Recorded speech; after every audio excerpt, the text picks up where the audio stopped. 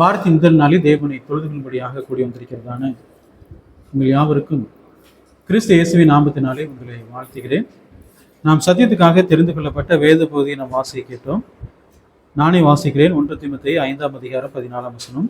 ஆகையால் இள வயதுள்ள விதவைகள் விவாகம் பண்ணவும், பிள்ளைகளை பெறவும், வீட்டை நடத்தவும், விரோதியானவன் நிந்திக்கிறதற்கு இடம் உண்டாக்காமல் இருக்க வேண்டும் என்றிருக்கிறேன். பாருங்க, போன வாரம் சகோதரிகள் எப்படி குடும்பத்தை நடத்தணும் அப்படின்னு நம்ம பார்த்தோம். பழைய ஏற்பாட்டில் மல்கியா புஸ்தகத்தில் தேவன் சொல்லும் பொழுது, தேவன் ஏன் விவாகத்தை ஏற்படுத்தினார்னா அது ஒரு நோக்கம் என்னன்னா பக்தியுள்ள சந்ததியை பெறுவது.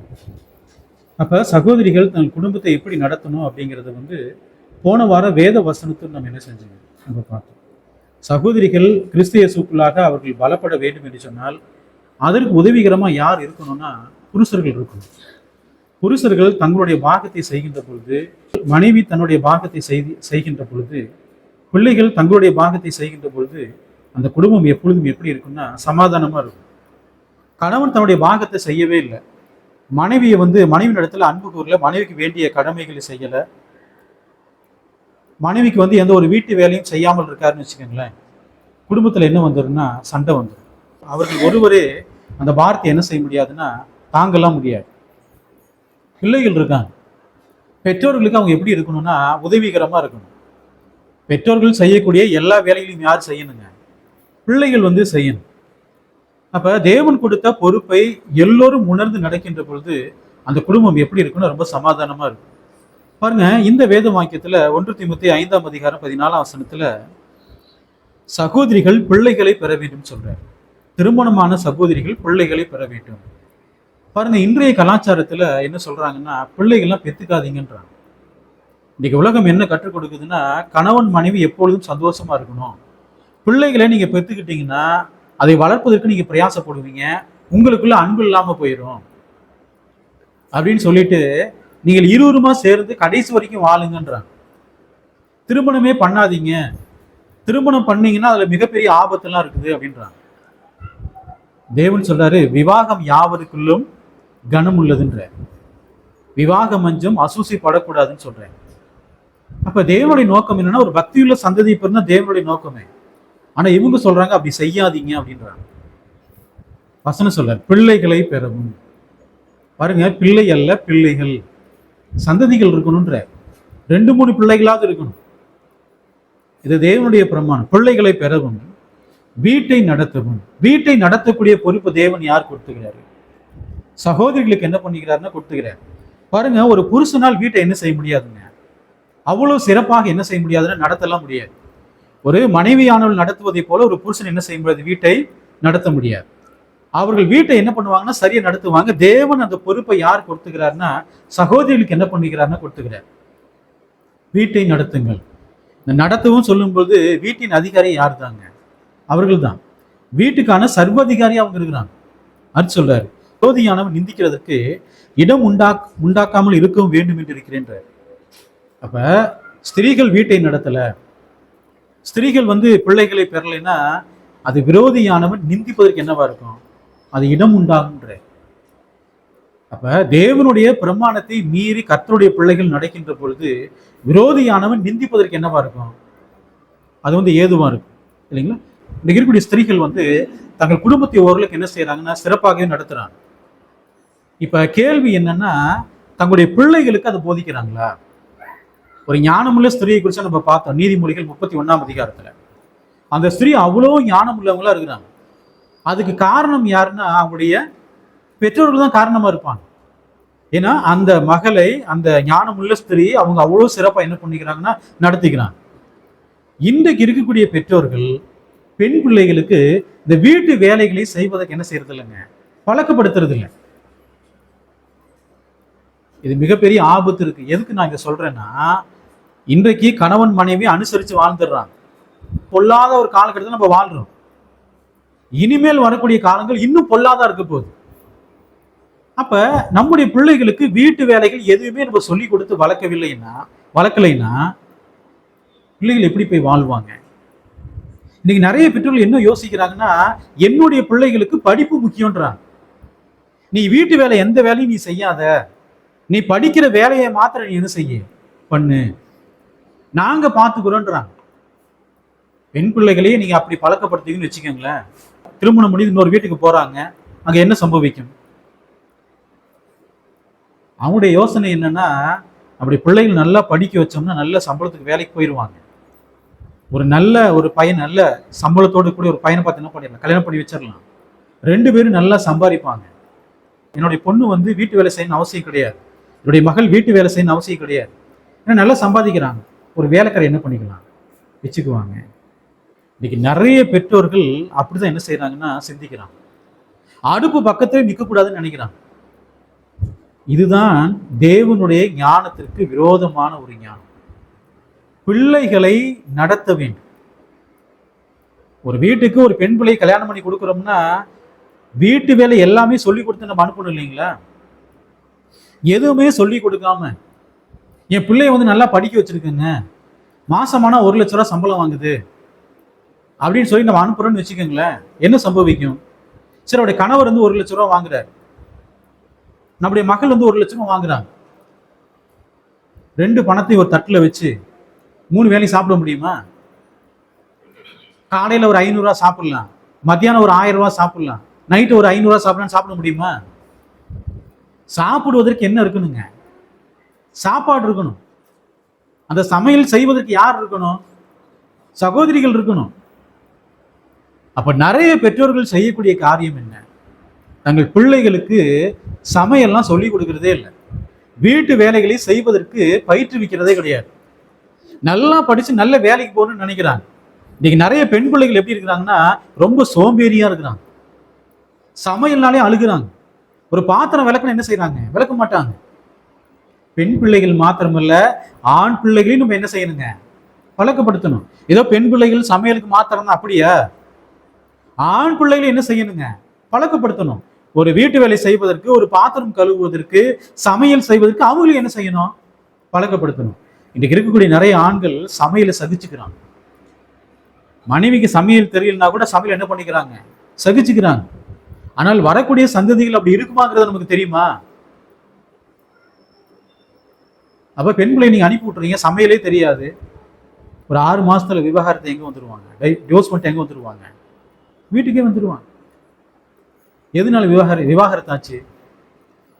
சமையலே தெரியலீங்க, எந்த வீட்டு வேலையும் தெரிய மாட்டேங்குது, எப்ப பார்த்தா நல்லா சாப்பிட்டு நல்லா உட்காந்து ஜம்முன்னு உட்காந்துருக்குது, எந்த வேலையும் செய்ய மாட்டேங்குதுன்னு.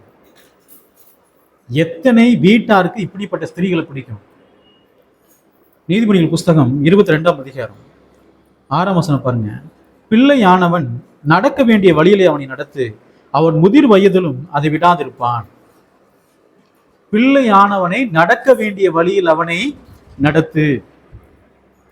பிள்ளைகளை நடத்த வேண்டிய வழியில் நடத்துங்கன்ற அப்படின்னா என்ன அர்த்தம்? தேவபக்தி உள்ளவங்களை வளர்க்கணும். இன்னொரு விஷயம் என்ன, குடும்பத்தை எப்படி நடத்தணும் சொல்லிக் கொடுக்கணும். குடும்பத்தை நடத்துவதை நாம் சொல்லிக் கொடுக்கவில்லை என்று சொன்னால் அவர்களை சரியா நடத்துறோமா? வெறும் தேவனுடைய வேத வாக்கியங்களை மாத்திரம் நீங்க போதிக்கிறீங்க, ஆனா அவர் எந்த வீட்டு வேலையும் செய்வதற்கு நீங்கள் பழக்கப்படுத்தலைன்னா அந்த தேவனுடைய வார்த்தையை மாத்திரம் வைத்துக் கொண்டு அவங்க எப்படி வாழ்வாங்க? சமாதானமா வாழ முடியுமா? பிள்ளையானவனை நடக்க வேண்டிய வழியில் அவனை நடத்துன்ற. ஒரு பிள்ளை திருமணமாகி போவதற்கு முன்பதாகவே என்ன செய்யணும், ஒரு வீட்டை நிர்வகிக்கக்கூடிய பொறுப்பு அவங்ககிட்ட இருக்கு, அதை நாம் பழக்கப்படுத்தணும். அதற்கு தேவையான திறமைகளை நாம் என்ன செய்யணும், பிள்ளைகளுக்கு பெற்றோர்கள் அதை கற்றுக் கொடுக்க வேண்டும், அது அவருடைய கடமை. மனோவான ஒருத்தர் இருந்தார். மனோவாவுக்கு தேவதூதன் அவர் தரிசனமாகிறாரு. தரிசனமான போது நியாயாதிபதிகள் புஸ்தகம் 13ஆம் அதிகாரம் 12ஆம் வசனம் பாருங்க. அப்பொழுது மனோவா, நீர் சொன்ன காரியம் நிறைவேறும் போது அந்த பிள்ளையை எப்படி வளர்க்க வேண்டும், அதை எப்படி நடத்த வேண்டும் என்று கேட்டான். மனோவா என்ன கேட்கிறாரு, அந்த பிள்ளையை எப்படி வளர்க்க வேண்டும். வளர்ப்பது என்று ஒன்று இருக்கிறது. பிள்ளைகளை எப்படி வளர்க்கணும், சகல நல்லொழுக்கம் உள்ளவங்களா வளர்க்கணும். அதே வேளையில குடும்பத்தை நடத்துவதற்கு நம்ம என்ன செய்யணும், அவங்கள பயிற்றுவிக்கணும். இன்னைக்கு நிறைய புருஷர்களுக்கு வந்து பாத்தீங்கன்னா அந்த குழந்தைகள் என்ன செய்யக்கூடாது, தூக்க தெரியாது. நிறைய புருஷர்களுக்கு பிறந்த குழந்தைகள் என்ன செய்ய தெரியாது? தூக்க தெரியாது. நிறைய பெண் பிள்ளைகளுக்கு பிறந்த குழந்தை என்ன செய்ய தெரியாதுங்க? தூக்க தெரியாது. யாருடைய பொறுப்பு இதெல்லாம்? பெற்றோர்களின் பொறுப்பு. எல்லாவற்றையும் அவங்களுக்கு என்ன செய்யணுங்க? பயிற்றுவிக்கணும். ஒரு குழந்தையை தூக்குறதுல இருந்து பராமரிக்கிறது எல்லாத்தையும் என்ன செய்யணும்? சொல்லிக் கொடுக்கணும். எதுவுமே சொல்லிக் கொடுக்காம நீ வேலைக்கு மாத்திரம் போ, நல்லா சம்பாதி மாத்திரம் சொன்னோம்னா ஏதாவது பிரயோஜனம் இருக்குமா? எப்படி வளர்க்க வேண்டும், எப்படி நடத்த வேண்டும், ரெண்டு விஷயத்தை கேட்கிறார். நாமும் தேவனிடத்தில் நம்முடைய பிள்ளைகளை வளர்ப்பதற்காக நாமும் என்ன செய்யணும்? நம்முடைய பிள்ளைகளை எப்படி வளர்க்க வேண்டும், அந்த பிள்ளையை எப்படி நடத்த வேண்டும், இதெல்லாம் யாருக்கான அறிவுரைனா பெற்ற தாய்க்கான அறிவுரைகள். இது எல்லாமே பெற்ற தாய் தங்கள் பிள்ளைகளை சரியாக என்ன செய்யணுங்க? வளர்க்க வேண்டும், அவர்களை பராமரிக்க வேண்டும், அவர்களை கவனிக்க வேண்டும். இவ்வளவு பொறுப்புகள் யார்கிட்ட இருக்குங்க? சகோதரிகளுக்கு இருக்கு. அப்ப இன்றைக்கு நிறைய குடும்பத்தார் என்ன யோசிக்கிறாங்க? அதாவது தங்களுடைய பிள்ளைகள் படிப்பிலும் திறமையிலும் என்ன செய்யணுங்க? நல்லா முன்னேறணும். அவங்க காலேஜ் போயிட்டு இருக்கிறாங்க, ஸ்கூலுக்கு போயிட்டு இருக்காங்க, ரொம்ப பிஸியா இருக்கிறாங்க. அதனால சமையல் என்ன செய்ய மாட்டோம், நாங்க பழக்கப்படுத்த மாட்டோம்ன்றாங்க. எங்க சமையலை பத்தி நீங்க ஏன் கவலைப்படுறீங்க? இன்னைக்கு பாத்தீங்கன்னா டிஃபன் சென்டர்லாம் இருக்கு. நீங்க கால் பண்ண உடனே என்ன செஞ்சிருவாங்க? கொண்டு சமையல் பண்ணி கொடுத்துருவாங்க. அந்த மாதிரி நிறுவனங்கள் நிறைய இருக்குது. போன் பண்ணா போதும், என்ன வந்துடும், வீட்டுக்கு சாப்பாடு ஆர்டர் பண்ணா வீட்டுக்கு வந்துடும். இன்னைக்கெல்லாம் வளர்ச்சி அந்த அளவுக்கு இருக்குங்க. எதுக்குங்க சமையல் பண்ணணும்னு கேட்குறாங்க. நீங்க கடையிலே வாங்கி எவ்வளவு காலம் சாப்பிடுவீங்க? சாப்பிட்டா என்ன ஆகும்? சரீரத்துல பல பாதிப்புகள் வரும். சரீரத்துல கேன்சர் கூட வரும். நீங்கள் வீட்டு சாப்பாடு சாப்பிடாமல் வெளியில் நீங்க சாப்பிடுறீங்கன்னா சரீரத்துல என்ன வருங்க? எல்லா வியாதிகளும் வந்துடும். வீட்டு சாப்பாட்டுல சுவை இருக்காது, ஆனா அதுல ஆரோக்கியம் இருக்குமா? ஆரோக்கியம் இருக்கும். ஆனா வெளியில நீங்க சாப்பிடுறீங்க, அது ரொம்ப சுவையா இருக்கு. எவ்வளவு காலம் அந்த சுவையை நீங்க சாப்பிடுவீங்க? நிறைய கலர் பொடி கலக்குறாங்க, கலர் நிறைய சேர்க்கிறாங்க. அது சாப்பிட்டு என்ன ஆகும்? சரீரத்தில் நிறைய உபாதைகள் வந்துடும். அப்ப நிறைய பெற்றோர்கள் இப்படிதான் யோசிக்கிறாங்க. தங்கள் பெண் பிள்ளைகளுக்கு எந்த சமையல் கத்துக் கொடுக்க மாட்டோம், நீ வரக்கூடிய நாட்கள்ல எல்லாமே ஆர்டர் பண்ணா வந்துருன்னு நினைக்கிறாங்க. தேவன் என்ன சொல்றாரு? ஸ்திரீகள் வீட்டை நடத்தவும். உலகம் சொல்லுது அதுக்கு அவசியமே கிடையாது. நீங்க நல்லா சம்பாரிச்சு நல்ல சந்தோஷமா இருங்க. ஆர்டர் பண்ணி என்ன செஞ்சிரு, வீட்டுக்கு சாப்பாடு வந்துருன்றாங்க. இது யாருடைய உபதேசம்? இது சாத்தானுடைய உபதேசம்.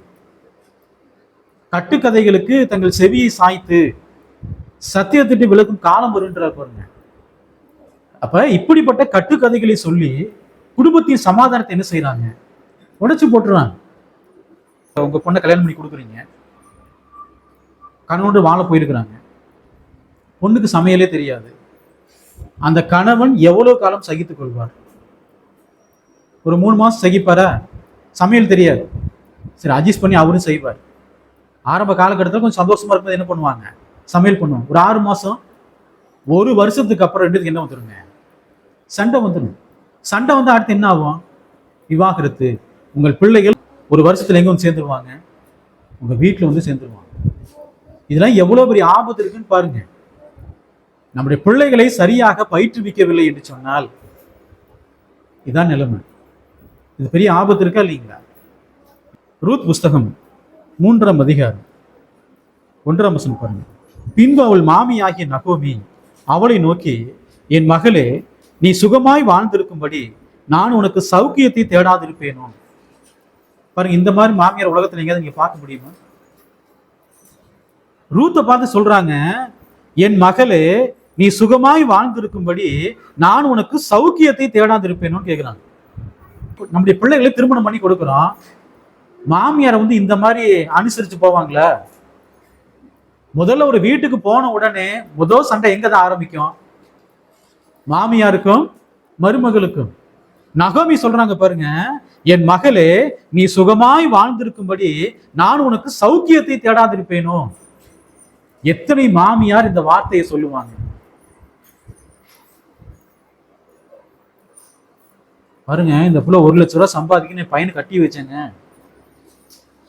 என் பையன் பாவங்க, அவன் சரியா சாப்பிட கூட மாட்டேங்கிறான்.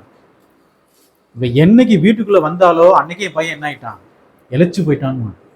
யாருக்குள்ள சண்டை வந்துருங்க? மாமியாருக்கும் மருமகளுக்கும். நம்ம சமையல் பண்றது வந்து ஒரு சாதாரணமான விஷயமா நினைக்கிறோம். ஆனா பிரச்சனை எங்க ஆரம்பிச்சிருங்க? மாமியாருக்கும் மருமகளுக்கும். அப்படியே கணவன் வந்து வேலை முடிச்சுட்டு ரொம்ப டயர்டா வீட்டுக்கு திரும்புவார். சாப்பிடறதுக்கு ஒண்ணுமே இருக்காது. கோபம் வருமா வராதா? மாமியார் கோபம் வருமா வராதுங்களா? அப்ப குடும்பத்துல சண்டை வருமா? ஆரம்ப காலகட்டத்திலே கணவன் பொறுமையாக இருந்தாலும் கூட போக போக என்ன ஆகும்? சண்டை பெருசாயிரும். பெருசானதுக்கு அப்புறம் அங்கிருந்து கிளம்பி எங்க வந்துருவாங்க? உங்க வீட்டுக்கே திரும்பி என்ன செஞ்சிருவாங்க? வந்துருவாங்க. பாருங்க, பசிக்காக வரக்கூடிய அந்த கோபம் இருக்கு பாருங்க, அது சாதாரணமான கோபம்னு கிடையாது. யாக்கோபு புஸ்தகம் 4ஆம் அதிகாரம் 1-2 வசனங்கள் பாருங்க. உங்களுக்குள்ளே யுத்தங்களும் சண்டைகளும் எதினாலே வருகிறது? உங்கள் அவயவங்களில் போர் செய்கிற இச்சைகளினால் அல்லவா? இந்த இச்சைகள் சொல்றாரு, உண்மையில அது ஆசைகள். உங்கள் அவயவங்களில் போர் செய்கிற ஆசைகளினால் அல்லவா? நீங்கள் இச்சித்தும் உங்களுக்கு கிடைக்கவில்லை. அப்ப சாப்பாட்டுக்கு இல்லைன்னா ஒட்டுமொத்த சரீரம் என்ன ஆயிருங்க? சண்டை போட ஆரம்பிச்சிடும், கோபப்பட ஆரம்பிச்சிடும். அதான் தேவன் சொல்றார், நீங்கள் இச்சித்தும் உங்களுக்கு கிடைக்கவில்லை. சாப்பிட்னு ஆசைப்படுறீங்க, கிடைக்கல. ஏன்னா மனைவிக்கு சமையலே தெரியாது. ஆனா அவங்க நல்ல தேவ பக்தியா இருக்கிறாங்க. அதை மாத்திரம் வைத்துக் கொண்டு என்ன செய்வது? சாப்பிட்றதுக்கு ஏதாவது இருக்கணும் இல்லைங்களா? மாசமான 1 லட்சம் ரூபாய் சம்பாதிக்கிறாங்க, பெரிய விஷயம்தான். சாப்பிட்றதுக்கு எதுவுமே இல்லைன்னா எவ்வளவு காலம் கணவன் பொறுப்பாரு? கொஞ்ச காலம் பொறுப்பாங்க. அதுக்கப்புறம் என்ன வந்துடும்? சண்டைகள். அவரே சொல்ல பண்ணுங்க, நீங்கள் கொலை செய்தும் பொறாமை இல்லவர்களா இருந்தும் அடையக்கூடாமற் போகிறீர்கள். நீங்கள் சண்டையும் யுத்தமும் பண்ணியும் நீங்கள் விண்ணப்பம் பண்ணாமல் இருக்கிறதுனாலே உங்களுக்கு சித்திக்கிறது இல்லை. கணவன் மனைவி 2 பேரும் சண்டை போட்டாங்கன்னா ஜெபம் பண்றதுக்கு தோணுமா? சின்ன பிரச்சனை தான், ஆனா ஒட்டுமொத்த குடும்பத்தையும் அது சீரழிக்குதா? 2 பேரும் சண்டை போட்டாங்கன்னா என்ன ஆகும்? தேவன்கிட்ட ஜெபமே பண்ண மாட்டாங்க. ஆளாளுக்கு என்ன செஞ்சுக்குவாங்க? போய் ஒரு மூலையில போய் உட்காந்துக்குவாங்க. சின்ன ஒரு பிரச்சனை பெரிய காட்டுத்தீயா மாறிடும். மாமியார் பார்ப்பாங்க, மாமியாருக்கு என்ன வரும்? கோபம் வரும். எப்ப பார்த்தாலும் என்ன ஆகுது? உங்களுக்குள்ள சண்டை வந்துட்டே இருக்குது. இப்ப சரியா சமையல் பண்ண மாட்டேங்கிறா, பிரச்சனை வருமா வராதுங்களா? நிறைய குடும்பங்கள்ல இந்த சமையல் பிரச்சனை தான் மிகப்பெரிய பிரச்சனையா இருக்கு. ஐயோ, என்னுடைய மகனுக்கு சமையல் தெரியாத ஒரு பொண்ணை கொண்டு வந்துட்டேன்னு வருத்தப்படுவாங்க. வருத்தப்பட்டு ஏதாவது நடக்க போகுதா? எதுவுமே இல்லை. ஆமோஸ் புஸ்தகம் 3ஆம் அதிகாரம் 3ஆம் வசனம் பாருங்க. 2 பேர் ஒருமனப்பட்டிருந்தால் ஒழிய ஒருமித்து நடந்து போவார்களோ? மாமியாருக்கும் மருமகளுக்கும் ஒரே மனம் இருந்தால் தான் குடும்பத்துல சந்தோஷமா இருக்க முடியும். 2 பேரும் ஒருமனப்பட்டிருக்கணும். 2 பேருக்குள்ள சண்டை இருந்துச்சுன்னு சொன்னா ஒருமனப்பட முடியுமா? பாருங்க, மருமகளும் மாமியாரும் சண்டை போறாங்க, கணவன் என்ன செய்வாரு?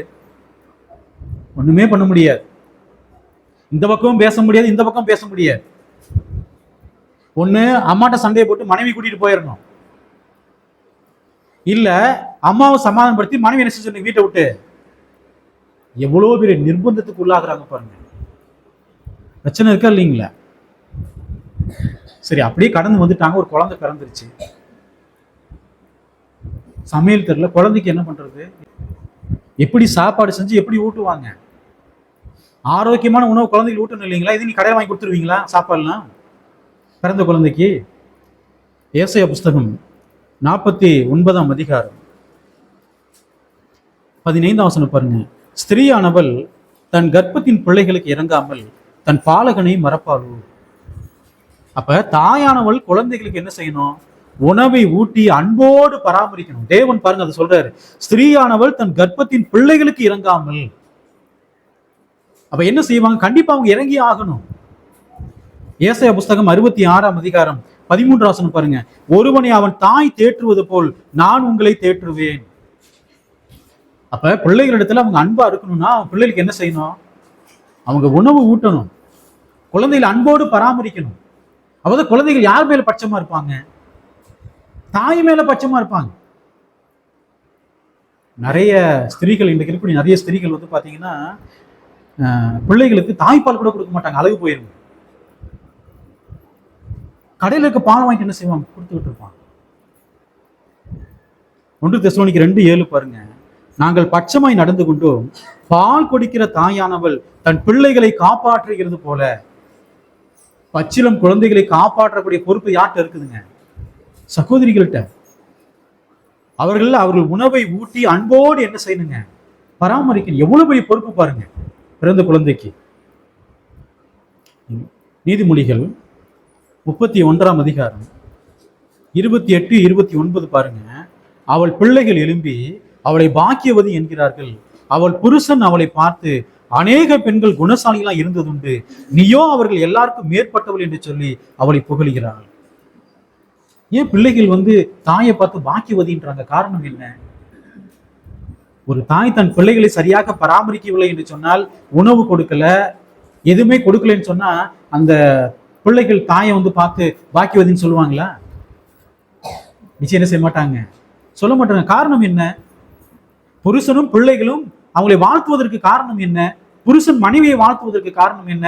பிள்ளைகள் தாயை வாழ்த்துவதற்கு காரணம் என்ன? ஏன்னா அந்த அளவுக்கு குடும்பத்தை என்ன செய்யறாங்க? சிறப்பாக பராமரிக்கிறாங்க.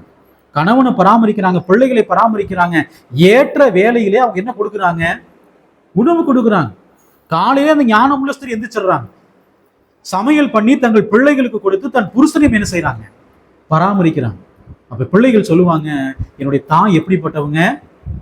பாக்கியவதி. நீதிமொழியின் புஸ்தகம் 31ஆம் அதிகாரம் 11, 12 பாருங்க. அவள் புருஷனுடைய இருதயம் அவளை நம்பும், அவன் சம்பத்து குறையாது, அவன் உயிரோடு இருக்கிற நாளெல்லாம் அவனுக்கு தீமை அல்ல நன்மையே செய்கிறாள். புருஷன் அவங்க எந்த அளவுக்கு பராமரிக்கிறாங்க? இந்த பூமியில இருக்கிற வரைக்கும் ஞானமுள்ள ஸ்திரீகள் புருஷனுக்கு என்னதான் செய்வாங்க? நன்மை, தீமையெல்லாம் செய்ய மாட்டாங்கன்ற பாருங்க. இது எல்லாமே தேவன் நமக்கு ஏன் சொல்றாருன்னா, நம்ம அந்த அளவுக்கு ஆவிக்குரிய ஜீவியத்துல என்ன ஆகணுங்க? வளரணும். மனைவி அவங்க தீமை செய்யலன்னு சொன்னா, கணவன் எந்த அளவுக்கு மனைவியை நேசிப்பார் பாருங்க. அவங்க தீமை செய்யலன்னு வச்சுக்கோங்களேன், கணவனுக்கு தீமையே செய்யல, அவ புருஷன் எப்படி நடந்துக்கிறாரு, பிள்ளைகள் எப்படி நடந்துக்கிறாங்க? நீதிமொழியின் புஸ்தகம் 31ஆம் அதிகாரம் 25 பாருங்க. அவள் உடை பலமும் அலங்காரமுமா இருக்கிறது, வரும் காலத்தை பற்றியும் மகிழ்கிறாள். ஞானமுள்ள ஸ்திரீகள் எப்படிப்பட்ட உடைகளை உடுத்துவாங்க? வசனம் பாருங்க, பலமுள்ள உடை. அப்படியே கீழே கருண்டு வர மாதிரி உடைய போடுவாங்களா? இன்றைக்கு நிறைய ஸ்திரீகள், கிறிஸ்துவ ஸ்திரீகள் எப்படிப்பட்ட உடைகளை தரிச்சுக்கிறாங்க? கலண்டு விழுவதை போல உடை, கண்ணாடியை போல் இருக்கக்கூடிய உடைகளை உடுத்துக்கிறாங்க. இதெல்லாம் அருவருப்பு தேவனுடைய பார்வையில. எப்படிப்பட்ட உடைகளை உடுத்தணும்? நல்ல பலமான கெட்டியான உடைகளை உடுத்தணும். அவங்கதான் ஞானமுள்ள ஸ்திரீகள். இந்த வேதவாக்கியத்தில் தேவன் சொல்றாரு. நீதிமொழியின் புஸ்தகம் 31ஆம் அதிகாரம் 15ஆம் வசனம் பாருங்க. தன் இருட்டோடு எழுந்து தன் வீட்டாருக்கு ஆகாரம் கொடுத்து தன் வேலைக்காரிக்கு படியளிக்கிறார். அவங்க என்ன செய்யறாங்க? அவங்க தான் சமையல் பண்றாங்க, இதை ஆர்டர் பண்ணி சாப்பிட்றாங்களே. அவங்க என்ன உணர்ந்துக்கிறாங்க? நாம் நம்முடைய குடும்பத்தை நம்ம தான் பராமரிக்கணும் உணர்ந்துக்கிறாங்க. அதுக்காக இருட்டோடு எழுந்து ஆகாரம் கொடுத்து வீட்டு வேலைக்காரிக்கு என்ன செய்யறாங்களா? படியளிக்கிறாங்க. வேலைக்காரி இருந்தா கூட அவங்களும் என்ன செய்யறாங்க? பராமரிக்கிறாங்க. இந்த கடையிலே ஆர்டர் பண்ணி சாப்பிட்றாங்க இல்லைங்களா, அவங்கள வளர முடியுமா? ஒரு ஞானமுள்ள ஸ்திரீ என்ன பண்ணுவாங்க? இப்ப நம்ம வீட்டுல ஒரு நாளைக்கு சமையல் நம்ம பண்றோம்னா ஒரு 200 ரூபாய் செலவாகுதுன்னு வச்சுக்கோங்க. ஆனா ஆர்டர் பண்ணி சாப்பிடும் போது 600 ரூபாய் செலவாகுது. வீட்டுல சமையல் பண்ணா எவ்வளவு சேமிக்கலாம்? 400 ரூபாய் சேமிக்கலாம். அது ஆரோக்கியமான உணவா கூட இருக்கும். ஆனா இங்க என்ன செய்யறாங்கன்னா, ஆர்டர் பண்ணி சாப்பிட்றாங்க. இந்த ஸ்திரீ எப்படி இருக்காங்க பாருங்க. நீதிமொழிகள் புஸ்தகம் 31ஆம் அதிகாரம் 16ஆம் வசனம் பாருங்க. ஒரு வயலை விசாரித்து அதை வாங்குகிறாள், தன் கைகளின் சம்பாத்தியத்தினால் திராட்சை தோட்டத்தை நாட்டுகிறாள். அவங்க காசு சேமித்து என்ன செய்யறாங்க? ஒரு தோட்டத்தை வாங்குறாங்க பாருங்க. அவங்க எவ்வளவு ஞானமுள்ள ஸ்திரீகள் பாருங்க. புத்தி இல்லாத ஸ்திரீகள் எங்க ஆர்டர் பண்ணுவாங்க? கடையில ஆர்டர் பண்ணுவாங்க. ஞானமுள்ள ஸ்திரீகள் வீட்டுல சமையல் பண்ணி அந்த பணத்தை என்ன செய்வாங்க? சேமித்து ஏதோ ஒரு நன்மை என்ன செய்வாங்க? குடும்பத்துக்கு செய்வாங்க. நிறைய ஸ்திரீகளுக்கு கிச்சன் பக்கம் போறக்கே பிடிக்கிறது இல்லை. கிச்சனை பார்த்தாலே பிடிக்கிறது இல்லை. காரணம் என்ன? சமையல் தெரியாது ஒண்ணு. ரெண்டாவது சாப்பிடறதுக்கு எரிச்சல். அதனால எங்க போறது இல்லைங்க, சமையல் பக்கத்திலேயே போறதே இல்லை. ஆனால் ஞானமுள்ள ஸ்திரீகள் தங்கள் குடும்பத்தை என்ன செய்வாங்க? பராமரிப்பாங்க. புத்தி இல்லாத ஸ்திரீகள் என்ன செய்வாங்க? தன் குடும்பத்தை இடிச்சு போட்டுருவாங்க. சரிங்களா? இப்ப நம்முடைய பிள்ளைகள் நாம் எப்படி பயிற்றுவிக்கணும்? சரிங்களா? சிறு குழந்தைகளா இருக்கிறாங்கன்னு வச்சுக்கோங்களேன். ஓரளவுக்கு நல்ல ஒரு புத்தியுள்ள குழந்தைகளா இருக்கிறாங்க. சின்ன சின்ன வேலையில கொடுங்க பிள்ளைகளுக்கு. ஒரு அரிசி கழுவுவதற்கு, ஒரு காய்கறி வெட்டுவதற்கு, பாத்திரத்தை கழுவுவதற்கு சின்ன சின்ன வேலைகளை கொடுங்க. கொஞ்சம் வாலிப பருவத்தில் இருக்கிறான், பாத்திரம் கழுவுவதற்கு என்ன செய்யுங்க? அனுமதி கொடுங்க. அது ஆண் பிள்ளைகளாக இருந்தாலும் சரி, பெண் பிள்ளைகளாக இருந்தாலும் சரி, பிள்ளைகளை வீட்டு வேலை செய்ய பழக்கப்படுத்துங்க. சமைக்க கத்துக் கொடுங்க. மளிகை கடைக்கு அனுப்புங்க. துணி துவைக்க கத்துக் கொடுங்க. வாஷிங் மிஷின்ல துணி போட்டிருக்காங்களா, எடுத்து வந்து காய போடுறதுக்கு என்ன செய்யுங்க? கத்துக் கொடுங்க. யாருக்கு? பெண் பிள்ளைகளாக இருந்தாலும் சரி, ஆண் பிள்ளைகளாக இருந்தாலும் சரி, கத்துக் கொடுங்க. சின்ன சின்ன வேலையில கத்துக் கொடுங்க. சின்ன குழந்தைகள் இருக்கா, ஓரளவுக்கு நடக்கிறாங்களா, ஒரு சின்ன விளக்குமாறு வாங்கி கொடுத்து என்ன செய்யுங்க? வீட்டை கூட்ட வைங்க. பாத்திரம் கழுவ வைங்க பிள்ளைகளை, வாலிப பிள்ளைகளை. நீங்கள் தொடர்ந்து அப்படி பயிற்றுவித்தால்தான் போற வீட்டில் அவங்க என்ன செய்வாங்க? வேலை செய்வாங்க. ஒரு தாய் இருக்கிறாங்க, மகள் வந்து பாத்திரம் கழுவுறாங்க, சரியா பாத்திரம் கழுவுல, திட்டுவாங்கள? என்ன பாத்திரம் ஒழுங்கா பாத்திரத்தை கழுவுணுவாங்க. அம்மா சொல்லும்போது கேட்டுக்குவாங்க, மாமியார் சொன்னா கேட்பாங்களா? அப்ப என்ன செய்யணும்? வீட்டில் பாத்திரம் விளக்க பழகி கொடுங்கள். அவங்களுடைய குறைகள் இருந்தால் அந்த குறைகள் என்ன செய்யுங்க? சொல்லுங்க. எப்படி பிள்ளைகளை என்ன செய்யணுங்க? பயிற்றுவிக்கணும். தேவபக்தியாவும் வளர்க்கணும், வீட்டு வேலைகளை செய்யவும் என்ன செய்யணும்? பிள்ளைகளை பயிற்றுவிக்க வேண்டும். அப்ப சகோதரிகள் வெளியே வேலைக்கு போகக்கூடாதா? இந்த ஞானமுள்ள ஸ்திரீ என்ன செய்யறாங்க? வெளியில வேலைக்கு போறாங்க. லீதியில் என்ன பண்ணாங்க? ரத்தாம்பரம் வித்துக்கிட்டு இருந்தாங்க. ஆக்கிலா பிரிஸ்கில்லா கூடார தொழில் பண்ணிட்டு இருந்தாங்க. கணவன் மனைவியை சேர்ந்து வீட்டு வேலைகளையும் செய்ய வேண்டும். வெளியில வேலை இருந்தா அந்த வேலை என்ன செய்யலாங்க? அவங்க பார்க்கலாம். ஆனா முதல்ல அவங்க எதுக்குதான் முன்னுரிமை கொடுக்கணும்? வீட்டு வேலைகள், வீட்டை பராமரிப்பது, குடும்பத்தை பராமரிப்பது, இதற்கு அவங்க என்ன செய்யணுங்க? முன்னுரிமை கொடுக்க வேண்டும். குடும்பத்தை சிறப்பாக நடத்த வேண்டும். அதுக்கப்புறம் அவங்க என்ன செய்யறாங்க? வெளியே போய் வேலை செய்யலாம். இல்லைங்களா? அப்ப ஒரு தாய் தன்னுடைய மகளுக்கு சமையல் கற்றுக் கொடுக்கும் போது பிள்ளைகளின் எதிர்காலத்தை நன்றாக உருவாக்குறாங்க, பிரகாசமான எதிர்காலத்தை உருவாக்குறாங்க. ஒரு தாய் தன்னுடைய மகளுக்கு சமையல் கற்றுக் கொடுக்கும் போது பிரகாசமான எதிர்காலத்தை என்ன செய்யறாங்க? உருவாக்குறாங்க. அந்த குடும்பத்துல எப்போதும் எப்படி இருக்கும்? சந்தோஷம் இருக்கும், மகிழ்ச்சி இருக்கும், அமைதி இருக்கும். அந்த குடும்பத்துல என்ன இருக்குங்க? ஆரோக்கியமும் இருக்கும். அந்த குடும்பம் தேவனுக்கு முன்பதாக எப்படி இருக்கும்? சமாதான குடும்பமா இருக்கும். இதெல்லாம் யாருடைய பொறுப்பு இருக்குங்க? அதிகமா சகோதரிகளின் பொறுப்பு அதிகமா இருக்கும். ஒரு குடும்பத்தை நடத்துவது, பிள்ளைகள் நடத்துவது, ரெண்டுமே ஸ்திரீகளுக்கு கொடுக்கப்பட்டதான, சகோதரிகள் கொடுக்கப்பட்டதான மிகப்பெரிய பொறுப்பு. அந்த பொறுப்பை அவங்க என்ன செய்யணுங்க? திறம்பட செய்ய வேண்டும். நியாய தீர்ப்பினாலே அதுக்கான பலன் கிடைக்குமா? நிச்சயமா கிடைக்கும். பாருங்க, அவருடைய செய்கையின் பலனை அவங்களுக்கு கொடுங்கன்னு தேவன் சொல்றேன். அப்ப நியாய தீர்ப்பினாலே சகோதரர்களுக்கு எப்படி ஆசீர்வாதம் இருக்கிறதோ அதே போல சகோதரிகளுக்கும் என்ன இருக்குங்க? ஆசீர்வாதம் இருக்கு. நம்மை காட்டிலும் அதிகம் ஆசீர்வதிக்கப்படுறது யாரு? சகோதரிகள். ஏன்? அதிகமா வேலை செய்யறாங்க. வீட்டுக்கு வரவங்களுக்கு தண்ணி கொடுக்கறது யாரு? சகோதரிகள் தான் கொடுக்குறாங்க. சமையல் பண்ணி கொடுக்கறத உபசரிக்கிறது யாரு? சகோதரிகள். நிறைய பலன் இருக்குமா? நிறைய பலன் இருக்கும். நாம் என்ன செய்யறோம்? முன்னாடி போய் பிரசங்கம் பண்றோம், வேலைக்கு போறோம், ரெண்டாவது சத்தியத்தை சொல்றோம். ஆனால் அவர்கள் தொடர்ந்து இவ்வளோ வேலைகள் அவங்க செஞ்சுக்கிட்டே இருக்கிறாங்க. நம்மை காட்டிலும் அதிகமா பலனை பெறப்போறது யார்? பலனை பெறப்போறது யாரு?